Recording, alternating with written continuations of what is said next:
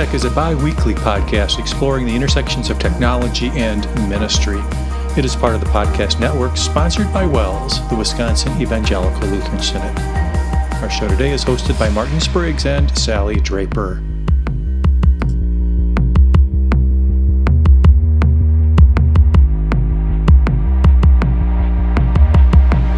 Welcome back to WELSTech, everybody. This is episode 687. We're recording on Thursday, August 11th, 2022. My name is Martin Spriggs, and this is a show about technology and ministry and where those two intersect. Joining me, as usual, from Mankato, Minnesota, Sally Draper. Hey, Sally, how are you today?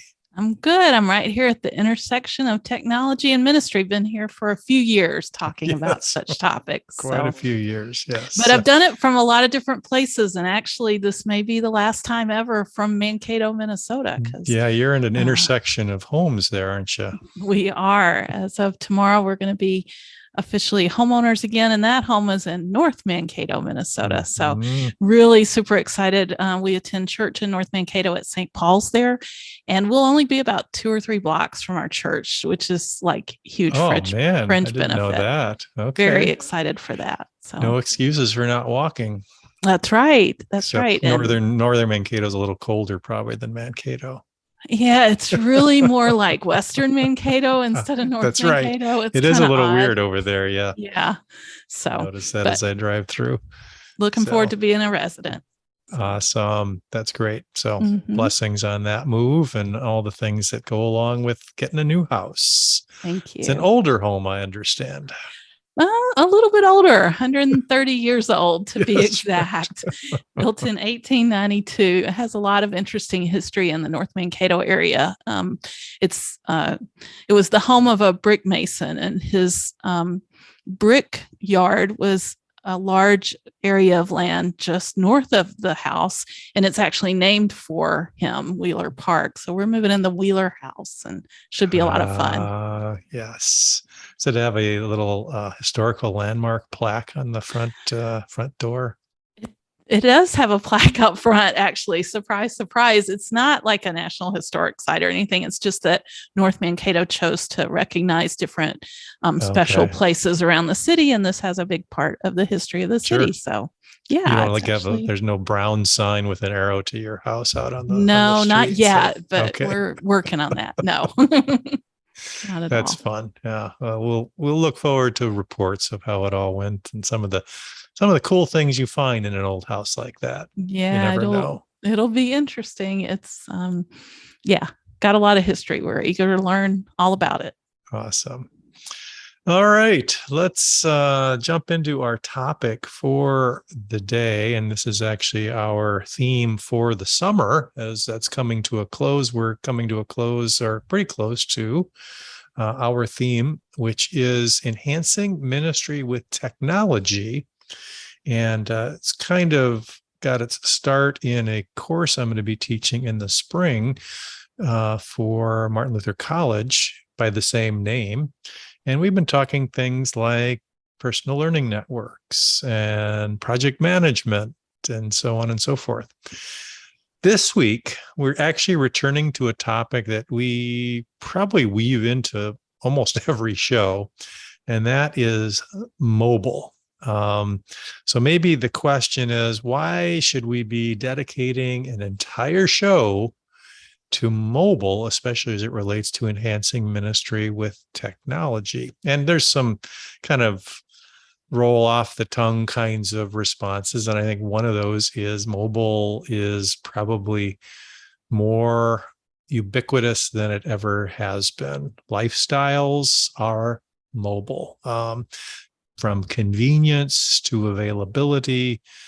Just lots of things that we can see that mobile has kind of taken over. We see younger and younger kids with mobile technology, so they're getting into it sooner and sooner. And there's more and more things you can do on mobile that you could never do before. Absolutely. And it fits in my purse or my bag that Hmm. I'm carrying, which makes it really easy to rely on. I love my big Nikon, DSLR camera, but it sure is a hassle to have to drag it along when I have a great camera on my mobile device. And Hmm. so the convenience factor, I think, is what's led to adoption. Martin, I was just thinking back, I know it was around late 1990s when I had a handspring, when Blackberries were just the rage. But the adoption of that kind of small personal device was so low in comparison to how big the world was. That is no longer the case. So we're talking about ubiquity here in the US, but worldwide. Really, mobile Yep. devices are everywhere. And so Yeah. we just really depend on it. And, I think when I look at my phone, there are things that it's not great at. Things I'd rather have my laptop with a large screen to work in Hmm. an Excel spreadsheet or whatever. But I can do it on my phone if I have to, and that's good enough. So, Yep. maybe it doesn't do everything. Maybe it doesn't do a lot of things great, but the fact that I can do the main things I need to do, especially if I'm in a pinch, makes mobile my number one thing to go to. Yep. As an example, Debbie and I were out kayaking last night. Oh, good for you. We were getting to know Debbie's new faculty members, and the principal happens to live on a lake. So they invited the faculty and spouses over, and they had a meeting. And then toward the end of the meeting, everybody got in kayaks and went out on the lake for sunset view. And Wow. I would not take my fancy camera out there for fear Mhm. that, bad things would happen. But I did take my iPhone and I got some beautiful sunset pictures and then they're good enough. They capture the moment and are actually very nice. So it is a companion device. It is something that is a part of your life for sometimes worse, but many times better. Yep. And as you think about a smart device or a mobile device, and we could be talking about tablets as well, and we will, um, the lines really have blurred from your mobile experience to your full on, PC desktop experience, with the monitor and the mouse and the keyboard and the attached storage and all that stuff. In fact, some apps are much better on mobile, and even some are only available on mobile. So I think of things like Instagram, for instance, which is still second class citizen on any other device other than, a small mobile screen. And I'm with Mhm. you. I think if there is a task that I can kind of do on the couch with my phone rather than walk into my office and grab my laptop, I'm going to do that, whether that's going on Amazon or typing out a quick communication to somebody, that kind of stuff just makes a lot of difference. And another thing we talked about last week, I think, or a couple of weeks ago, your capture device, it really is a device that you can use to record stuff, track stuff, take pictures of stuff, scan stuff. Good way to get stuff into your system. Right, which definitely ties to our last discussion about personal productivity. So I'd Hmm. say if I had to list anything, probably my phone is my number one personal Hmm. productivity tool in my tool belt. Yep. All the things I can do with it. I actually already ordered supper for tonight. We're in the middle of a million boxes and we're eating out tonight. And I've already placed my order and it will be ready at 5:30 when I drive through. So it does it all for me. Okay. Well, we'll try not to go overtime. No, can't interfere with Potbelly. Okay. Um, so I guess the next question is, yeah, mobile is here to stay, at least for the foreseeable future. It brings a lot of benefits to our lives. But how about ministry? We throw in we're trying to figure out where ministry and technology meet, and where does mobile ministry fit in? And we did a whole series on that way back in the 400s of WELSTech. I don't even know what date those were, 2016, I want to say, somewhere in there, whole series. And I looked through those, and actually there's a lot of relevant material yet. The things that we talked about are still pretty relevant. So we'll put a link to that in the show notes. One thing I will say before we jump into some of the real ministry focused things when we're talking about mobile is you really have to know, in my opinion, what mobile devices are good for and not good for. So one example that often comes to mind is, yeah, you could do your entire email process on a mobile device. You could read, you could kind of sort, you could compose, but it's not the most productive use. It's not the most productive tool for serious communications. I would say for one-offs or just kind of staying up to date. Yeah. But don't try to force everything into that companion. There are other tools that you might have that would be better and be more productive, and you're not making some sacrifices. So as we go through the list, just kind of keep that in mind. And the list that we put together here is, we really tried to focus on a couple of different categories. One would be personal, kind of devotional, or things that you would use by yourself, things that you do to manage your own system or to grow spiritually, those kinds of things. And then there's some tools that are more outreach focused, things that you could use to extend your ministry to others. So we'll kind of make note of those as we go through. Sally, where should we start here? Well, for me, I think the best place to start is just with the good old Bible app. And there are many out there, Martin, but I'm really a heavy user of the one that's done by the YouVersion people. It's called the Bible app. And it allows you obviously to read the Bible. It has a bajillion different versions of the Bible that you can read from. You can actually download for offline access as well. One thing I really like about it is the extensions it has around things you can do with God's word. So you can have friends through the app and be encouraged by things that they're doing in the Bible app. If they're making certain notes or highlighting passages or whatever it may be, you can see some of that kind of thing with your friends. You can easily create verse images from selected verses. Yeah, cool. Highlight, make your own notes. Just really powerful. I actually use it on a daily basis, and it's kind of cool because when you open it, it'll show you your streak of using the Bible app and everything. But I love to go in and highlight the sections of scripture that'll be part of the upcoming Sunday's readings as I prepare my heart for church on Sunday. And it's just really fun now, as I've done this actually for several years, to kind of see some of that highlighting that I've done in the past and see that I've meditated on those scripture passages in the past and stuff. So just a really good central place. It's a great app. It's a very easy interface on both a phone and a tablet, but also the same thing carries over to your desktop laptop experience. And so that's really nice that it's all cloud-based and you can get to it from anywhere.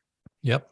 Couple other features of that app, and this thing has grown up, big time over the last 5 years, is narration of many of the translations.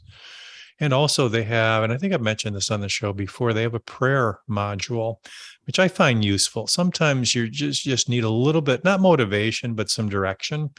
And it makes suggested topics. And it's, again, like that, that streak thing. It'll tell you how many times you've been in it and used it. You can make prayer lists in it. It gives you some guided, quote unquote, meditation time, what to think about, what to pray about. I find it more oftentimes than not very helpful. So if you're interested in something like that, take a look at that. The Bible app is obviously not the only one out there. Bible Gateway is mobile friendly, and they may even have an app. I think they do. Logos, of course, a lot of our call workers would be familiar with Logos, as that is the Bible tool of choice for many pastors, made by Faith Life. So that has a Bible app that you can actually get as well. And it has different complementary commentaries and such. Yeah. Right. You get access to your full library, whatever you have in Logos. Yep, exactly. Another app that we would not want to skip is the Wells app, and that includes devotional content, Bible readings, family devotions, teen devotions, as well as Wells News and call lists and all that other good stuff. So that is out there. Maybe another category. Well, we should talk about something that we've referenced on the show a number of times is the catechism. So a good reference. So you have a mobile version of Luther's small catechism. And then finally, another category that I enjoy is journaling apps. And they don't necessarily have to be specific to journaling, but I think journaling is a good practice, something that I enjoy and practice. And Day One is the one that I use, which allows you to capture, your thoughts, not only just on, your Bible reading for the day or Bible memorization or whatever, but other things that happen during the day. And it's very, there are other apps like it out there for Android as well. But then you can use tools like Notability or Good Notes or some things that we've talked about in the past for journaling. So lots of different things related to Bible apps. Yeah, and those journaling apps, like I use Good Notes. If you're doing it on a tablet, especially that mobile experience, you can actually write, handwrite in your notes. It's not always typing on the tiny keyboard or anything like that. You can use maybe the Apple Pencil and handwrite in different notes. For me, journaling maybe looks a little different than you, and maybe just worth going down that path a little bit. My journaling is actually copying down the passages. I don't do particular written reflection on the passages. I just write them in my journal, and having that daily time in God's word, leads me to meditative thoughts and prayers and things, but it's not something that I physically write down. Whereas you, I think, Martin, are more reflective in what you journal. Yep. So lots and of ways to do it. I don't write large sections. I will write a verse or the verse of the day and then some reflection or prayer. Based on that too. That's helpful. So yeah. And one other use case for me with my tablet is I haven't done it this summer, but I plan to get back to that once we get back into a full-blown Bible class, is take it into Bible class. And obviously you've got the Bible there and you can take notes there, but I will actually take a picture of the Bible class material, because normally that's a piece of paper. So I'll take a picture of that and then annotate that. And then I actually have something that I can refer to or search later versus this piece of paper that I'm going to write with a pen or pencil on that I'll never see or use again. So it's helpful to kind of have that all in one place. And I use Notability for that. So yeah, I wonder what people do with those papers. I've spent my life bringing them home and feeling guilty throwing them away after you've, enjoyed a great Bible class and taken great notes. At one point, I tried filing them by the books of the Bible and all kinds of fancy stuff. And it's just really hard to keep up with paper, especially. So I really like that digital aspect and that it's in the cloud and everything. Yep. All right. Just a quick reference to what a category I'm calling curriculum-related resources, so we don't forget our teachers in the listening audience. What does mobile ministry look like for a teacher? And I ran across actually a very good article from EDUCAUSE entitled "Leveraging Mobile Technology to Achieve Teaching Goals." And this article, I'll admit, is aimed at higher ed, probably college, but probably down to high school. And it does a nice job based on some empirical research and some surveying and some lots of conversations and lots of ancillary research material that, there are ways to enhance the teaching experience by incorporating mobile technologies into that learning experience, whether that is out of class use of mobile technology to social, to additional exercises where it's something that is based on an app or use of an app in a learning experience. But they claim, at least in this article and others I've read, student engagement goes way up, and that should not be a surprise, because our students live again in this mobile world.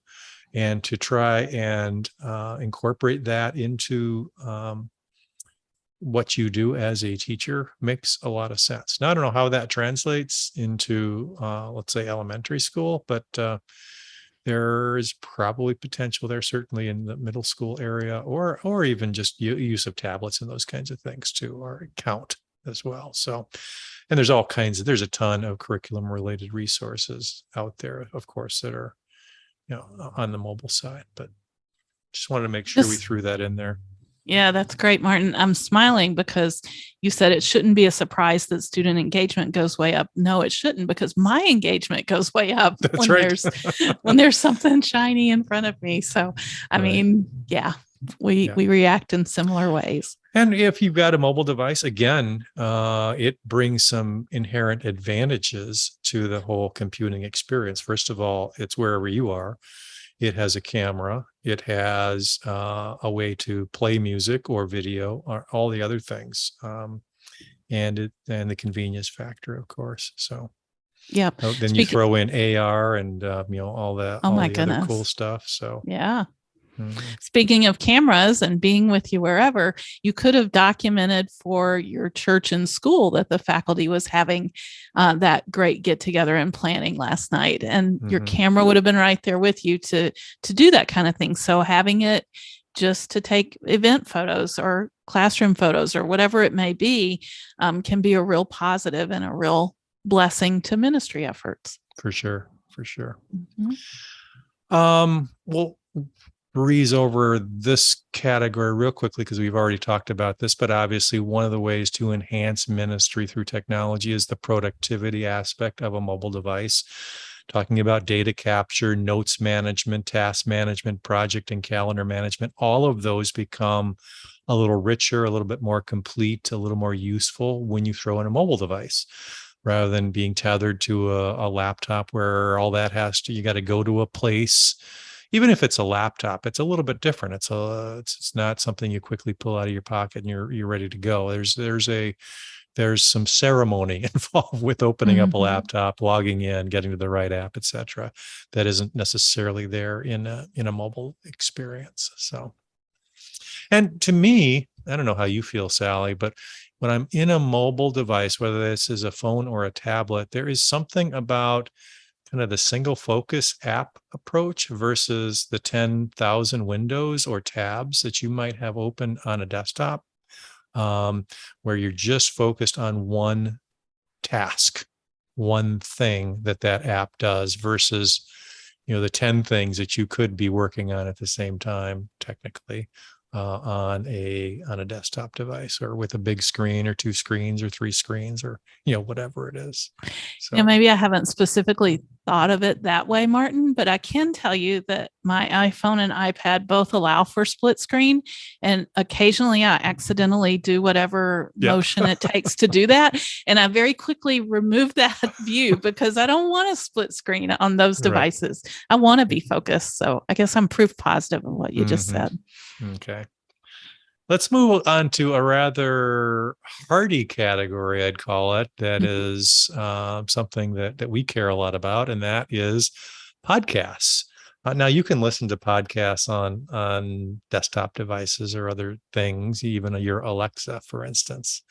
But I would say primarily the way I listen to podcasts is on my phone. So there are apps obviously out there. The one I use is called Pocket Casts, and I've been using that for years. That was a Australian developer, as I recall, and then he sold it to NPR, National Public Radio, and I think they develop it now. But it allows for the playing at 1.5 speed, and remove the silence, and kind of gets you through some of the things a little bit faster so you can consume a little bit more content. It's got some of those features, and download ahead of time so you can have them offline, those kinds of things. Overcast is another one like that. That's an Apple only app. Pocket Cast, I think, is both. But then you've got Apple Podcasts, Google Podcasts. There's other podcasting players. But if you are a podcast listener, I suggest exploring, going beyond just kind of the basics, because you can get some of those features that are productivity enhancers. Yep. And I'm definitely a podcast listener, although as far as what I listen to on the ministry side, it probably is pretty limited to Wells podcasts, which are awesome. Mhm. You can get daily Bible readings to go through your Bible in 3 years. You can get devotions. As you mentioned earlier, there's a variety of different devotion types. There's teen devotions and early childhood devotions, as well as just general devotions. So lots of great content coming out of Wells in podcast format. Of course, there's a little WELSTech podcast that is out there too. Right. We'll put links to all that stuff, but there are other spiritual growth type podcasts, of course. I would call WELSTech not necessarily spiritual growth, but professional growth. Sure. That would be in that PLN, personal learning network kind of category. There's a ton of other things like that out there as well for podcasting. But spiritual growth podcasts, obviously the Wells podcast, as you mentioned, but Time of Grace has a whole series of podcasts that are awesome for different topics. And then we talk to the folks over at Gird Up podcast would be another one. And there's a couple that I'm probably forgetting, and maybe we can research those and get those in the show notes too. But there are a number of, in fact, there was a whole FIC series, or at least one article on Wells podcasts. So maybe we can dig that up as well. So yeah, good thoughts. And I was also thinking of it from the teaching ministry perspective. And I just was reminded that for our Sunday school music program, we use a lot of YouTube videos and sing-alongs with YouTube. And I would assume there's also podcast of Christian music. It was neat to see the Sunday school kids react to some of the music that was included and really know it well because they play it in their classroom, during work time or whatever. Yep.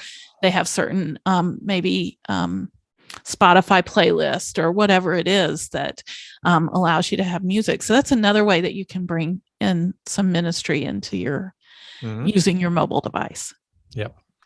I'm going to jump down to the bottom of our list and come back because the two topics that are next are really more outreach focused, messaging and those kinds of things. But security would be another reason, another way to, I don't know if that would be a ministry enhancement, but on the productivity side and the ability to kind of keep things safe. Very often now you're going to use services that require multi-factor authentication or two-factor authentication. And so those apps are also, rather than just getting a text message, a lot of them now are requiring or offer the ability to have a tool like Google Authenticator or Authy, which is what I use. So where you scan a barcode and then, you go to the site and it says, go to your authenticator and give me the 6-digit number that it's showing right now. So I would encourage you to take advantage of that where that's offered. That just kind of keeps things a lot safer so that somebody would not only have to have your password, but they'd also have to have your phone and then access to the Authenticator app on that phone to get into your stuff. So I know Facebook offers that, Twitter, all of them do that. So interject a word of warning that if you're changing your phone number, be very aware of where you've set up multi-factor authentication using your phone. To your phone number. Yeah, usually good to turn that off before you switch phone numbers for sure.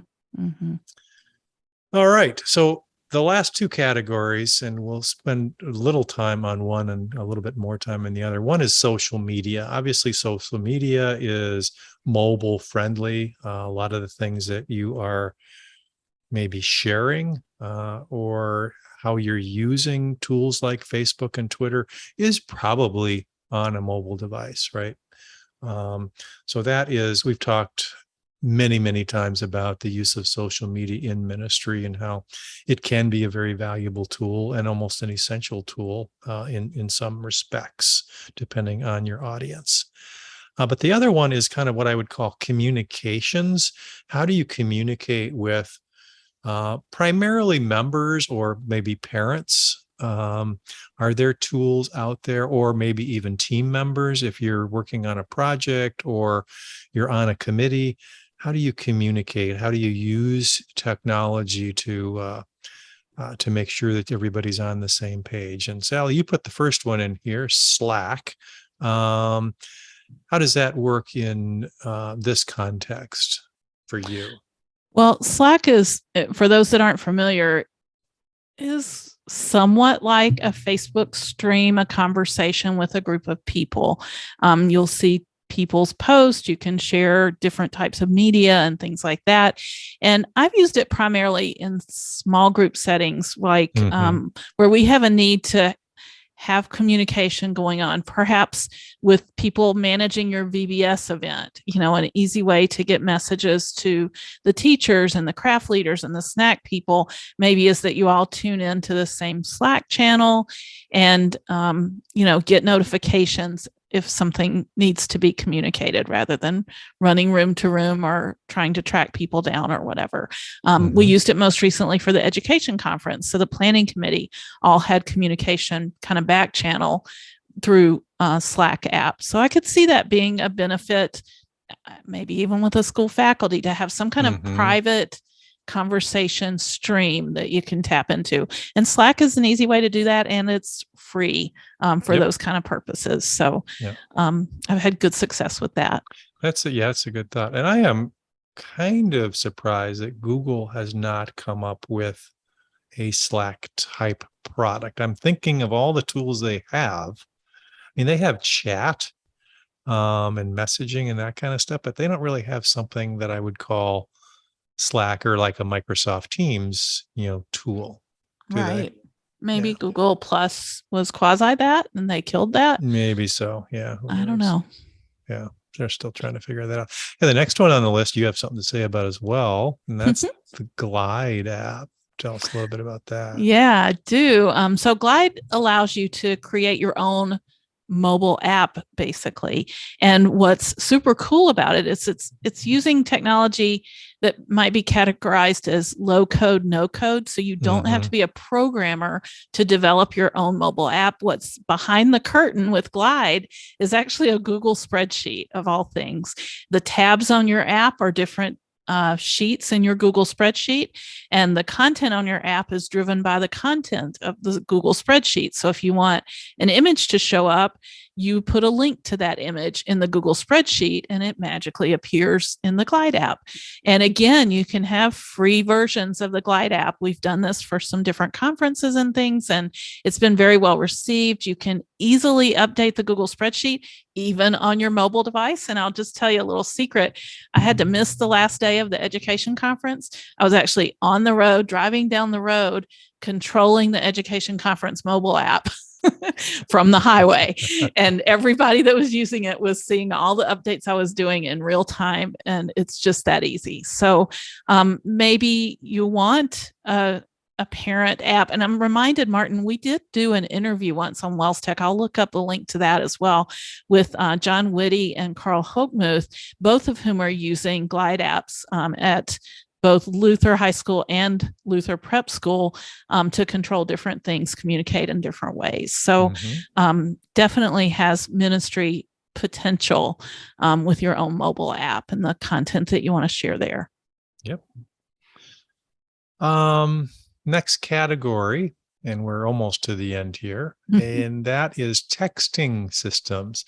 And I don't see this a lot in WELS churches, but I know it is popular in churches. And I've been trying to find a good use case within WELS churches that use texting systems. And tools like Text Magic or Text in Church is one that I came across. The ability to communicate or stay connected with your members or smaller groups within your congregation via text. Again, drive up that experience or the interest in what you have to say by leveraging something that's in somebody's pocket. So these texting systems allow you to text multiple people at the same time or receive text back from them. You can automate texts. Those kinds of things are all within the realm of these systems. Some of them are very pricey. Some of them are more pay as you go, which is more reasonable. If you are a medium to small size church, these are within reach even. So something to consider. Lots of use cases for this, from reminders to little snippets of devotional content to whatever. as well as emergency messages, etc. So a cousin to texting systems is calling systems. And I was reminded of this as I was thinking about these automated systems. And our good friends at Concordia Technology have a tool called Member Caller, which allows you to send automated voicemails or auto messages. And obviously you need to be careful about that. Not everybody, enjoys that kind of thing, but it would be maybe a subscription thing where they want to be informed about different things. And this has the ability to do that, whether that's a prayer chain or, whatever the use case might be. So take a look at that. Yeah. And I think kind of living through a need for that kind of communication would make it more prevalent or more adopted, or members would understand why. Like we just did. Yeah, exactly. So yeah, having communication is very important. All right. So I would, any of these topics, categories, or things that we didn't think of, I would enjoy hearing from our listeners on things that they think play, that the mobile device is kind of tailor-made for, or that they can't live without. We would definitely enjoy hearing that. So go to our show notes page and communicate with us via any of the links there, or email us WELSTech@WELS.net. Show notes page WELSTech.WELS.net. By the way, all the links that we've talked about, all the tools that we talked about, I put in a good old Wakelet. Still a big fan. We'll put that link in the show notes as well. Wakelet is just I don't even know how to describe it, but it's a link capturing tool that actually offers a lot more than that. So kind of a richer experience where we can share stuff, and that's what we're doing. So we'll put our Wakelet link there. Sally, you know what time it is? It's that time again. It's time for picks of the week. Yeah. Ladies first. Serve it up. All right. I would if my screen would scroll. Apparently, I need to be on a mobile device for this to work well for me. All right. My pick of the week. Real mobile friendly on the creation side yet. So we're still on the desktop. That's right. My pick of the week actually ties into our conversation. I was excited when I found an article from Make Use Of. And full disclosure, I love Make Use Of. They have some really great articles and tips and things, but they have a lot of advertising. So please be patient if I share my screen, or if you navigate to this article, you'll see a lot of advertising. The article is titled 10 Hidden iPhone Features That Will Make You More Productive. And I was surprised to find some things on this list, Martin, that I wasn't familiar with, that I do think could be really beneficial. Most of it goes around setting up a focus mode and a do not disturb. And so those kind of things allow you to not receive notifications, or to limit your notifications or your interaction with your phone at certain times. And that can be super valuable. Obviously, you don't want to be distracted by your phone during work hours or whatever it may be, depending on your settings. And so using the downtime feature or the focus mode allows you to take really granular control of that and set up limits and app time limits. And that's what the article really gets into. It starts with downtime, but then it gets into time limits on your most used apps. So maybe if you find yourself really enjoying Facebook a little too much during your day, you can say, only allow me to enjoy it for 1 hour a day, or whatever limit you want to set, 5 minutes a day, whatever you want to set.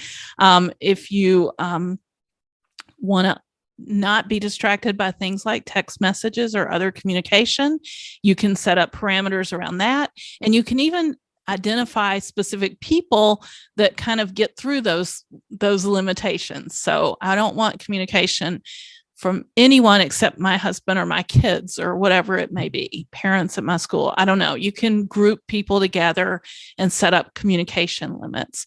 And then disabling notifications, as I mentioned, kind of goes along with that. So one thing about disabling notifications, so it's not constantly popping up and telling you something new to look at, is the fact that you can create a notification summary, which I wasn't real familiar with this, but you can actually set up certain times of the day where it'll give you all your notifications that have happened since the last time it notified you. So instead of getting them in real time, you get them 3 times a day or whatever parameters you want to set up. So those are just a few of the things covered in the article that's highly laced with advertisement, but it does really have some really great tips for you to set up these different kind of parameters around how you use your iPhone. I did not search, Martin, for something similar for Android, but I'm guessing if iPhone's doing it, Android has similar kinds of ways to quell the notifications, keep things quiet on your phone so you can be more focused. Yep, more productive. Good, good stuff. Yeah, I did not know about that summary notification feature. That's actually, I think, something I'm going to look at. So, how about that? I found something you'll look at. Go that's Sally. not unusual. All right, my pick of the week is a Anker product, Anker. It is a power strip, so to speak. It's actually more of a power cube. It's maybe a 1.5 inch by 1.5 inch by 1.5 inch cube. Comes in black and white. I stumbled across this by visiting my son out in Denver, and in their guest room on either nightstand, they had one of these on the stand, like you would get in a hotel. But on it, it has the one that I purchased is a little bit different than the one he had. It has 3 regular AC outlets, and it has 2 USB-A and 1 USB-C charging port, which is super cool. And I thought that was such a great idea because if you're visiting somebody, you're often searching for the nearest outlet, and maybe it's across the room or it's behind the bed or under, someplace not super convenient. This puts it right out there onto the nightstand there. And I thought that was very hospitable. So I bought a couple of these. We bought white ones because that goes more with our white trim, etc. But $19, at least it was when I last looked. Maybe it looks like it's $23 now. So so it's not a super expensive thing, but super convenient. And again, if you wanted to go with a black one, you can do that. And just kind of a nice, convenient thing that I thought might come in super handy. I've even got one now on my desk because I don't have to reach back behind the desk to plug something in for charging. So that's an Anker 20-watt USB-C power strip. So it's actually very nice. Way to go, Aaron Spriggs. Yeah. He one-upped me because I thought I was doing good just having a power strip available in my guest room. Oh, no. This up is the ante this here. is hotel quality. Yes. Good stuff. It comes with a little sticky pad. I didn't use that on my nightstand. I do have it stuck to my monitor stand here, so it stays in place because it can move around. But nice product, high quality as far as I can tell. So. All right, community news and feedback, Sally.